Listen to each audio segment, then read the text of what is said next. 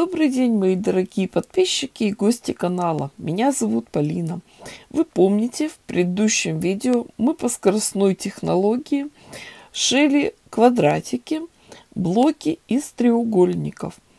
И у меня получился вот такой узор. И так как мы шили из одной заготовки сразу 8 деталей, у меня еще немного осталось. В обычном традиционном пэтчворке дальнейшую работу предлагают делать рядами. Сначала сшить 2 детали, разгладить их, к ним пришить следующие, разгладить и так далее. А потом также собирать следующий ряд и следующий, а потом сшивать эти длинные ряды и мучиться со стыковкой срезов. Но есть более простые и удобные способы сборки. Сшивать сразу несколько заготовок. Допустим, можно сшить сразу 9 квадратов. Но у меня уже рука набитая, буду собирать сразу же все полотно. 36 квадратов. Собираю по вертикали.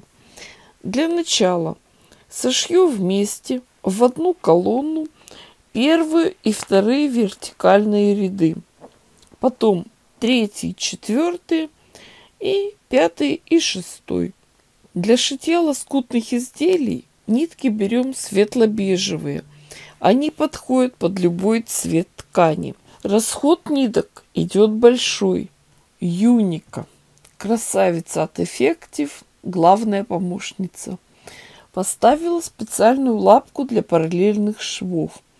Строчку прокладываем на расстоянии 7 мм от края. Девочки, еще сразу обратите внимание, так как у нас при таком сшивании было много срезов, то длину строчки делайте примерно 3 мм.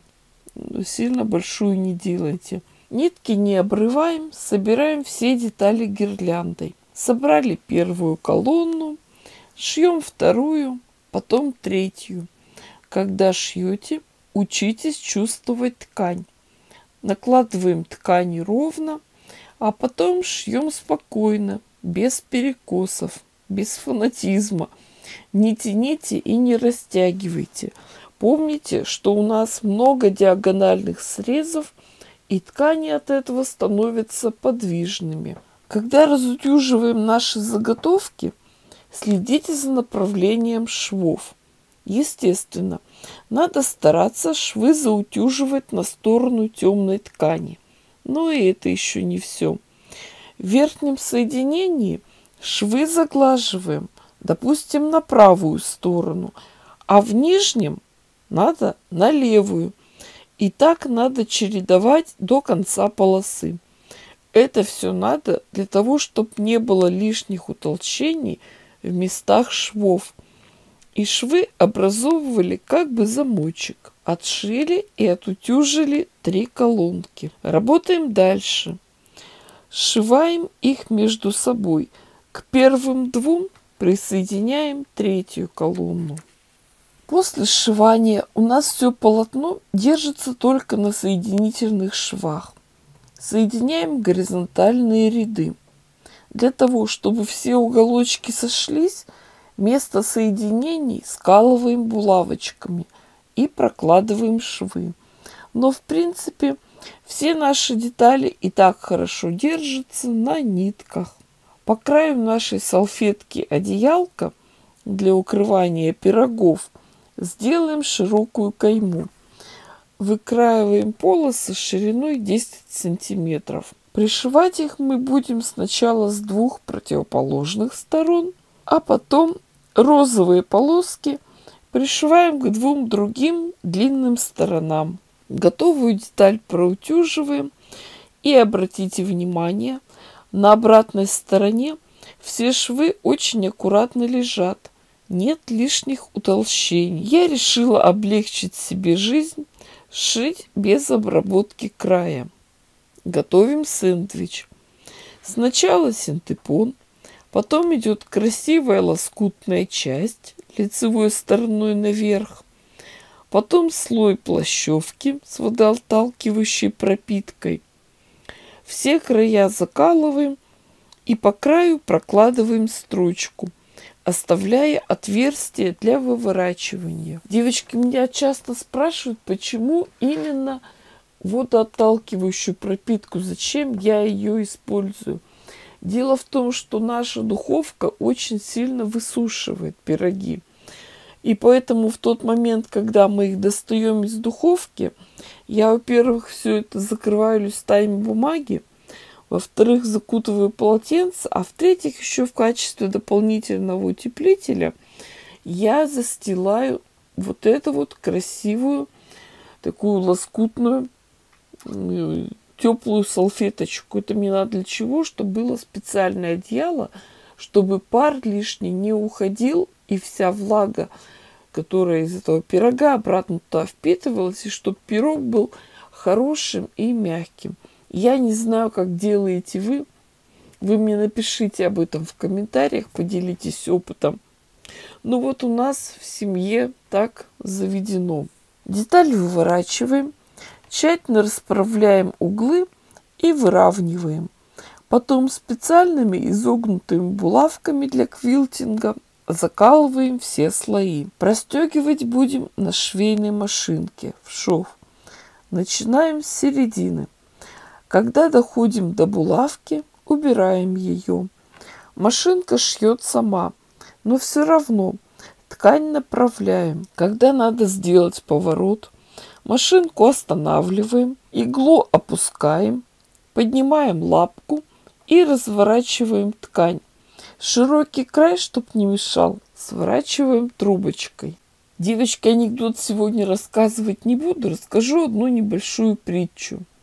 Жили-были два соседа. Один был побогаче и держал лавку, а другой был победнее. Он выпекал хлеб, а потом приносил этот хлеб лавочнику и, значит, сдавал его на реализацию. И вот как-то раз захотелось лавочнику проверить, какого же веса приносит ему этот хлеб. Ведь пекарь говорил, что у него все буханки весят 1 килограмм. Он стал взвешивать этот хлеб, и оказалось, все буханки весят 900 граммов. Он пришел к пекарю и говорит: как так? Я тебе доверял, а ты меня обманывал. Столько времени. У тебя буханки весят гораздо меньше. А пекарь ответил: ты знаешь, прости меня, я бедный человек, у меня нет весов. И поэтому в качестве меры веса я использовал тот килограмм сахара, который я купил в твоей лавке. Так что, мои хорошие, перед тем, как писать комментарии, перед тем, как что-то вообще в жизни делаете, вспоминайте вот эту притчу. Потому что, знаете, бывает, у меня сейчас новая площадка на Яндекс.Дзен, приходят такие комментарии, что прям не знаешь, что с ними делать. Получилась у меня замечательная, красивая, яркая салфетка. Одеялка для пирогов. С обратной стороны все тоже выглядит достойно. Первые такие одеялки я шила размером 50 на 50 сантиметров. Но мама попросила сшить немного побольше. Она часто сама печет хлеб, и ей хочется укрывать не только пироги, но и хлебушек тоже. И немножко, чтобы еще можно было снизу подвернуть. Поэтому по просьбам размер сделала 65 на 65 сантиметров. В общем, пошла я готовить новые видео. У меня появились новые свежие идеи. А вы подписывайтесь на канал, ставьте классы, пишите комментарии, ждите новых видео. С вами была Полина.